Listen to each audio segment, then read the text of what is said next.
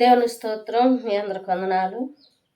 యోహాను సువార్త 15 అధ్యాయము 1 నుండి 8 వచనాలు చదువుతా.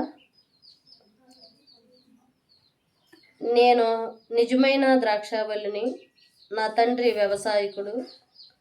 నాలో ఫలింపని ప్రతి తీగను ఆయన తీసి పారవేయును.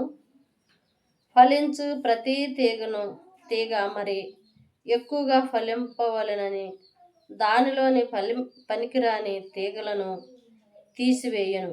నేను మీతో చెప్పిన మాటను బట్టి మీరెప్పుడు పవిత్రులై ఉన్నారు. నా యందు నిలిచియుండుడి, మీ యందు నేను నిలిచియుందును. తీగ ద్రాక్షావల్లిలో నిలిచి ఉంటేనే గాని తానంతటా తానే ఎలాగూ ఫలింపదో, అలాగే నా యందు నిలిచి ఉంటేనే కానీ మీరును ఫలింపరు.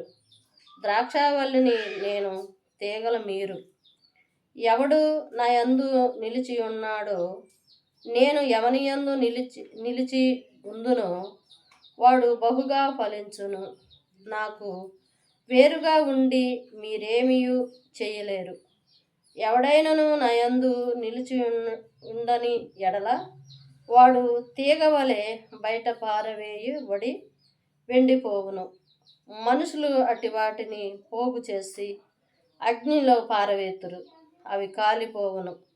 నా యందు మీరును, మీ యందు నా మాటలను నిలిచి ఉండిన ఎడల మీకేది ఇష్టమో అడుగుడి, అది మీకు అనుగ్రహింపబడును. దేవుడు ఈ వాక్యాన్ని దీవించి ఆశీర్వదించును గాక. ఆమేన్.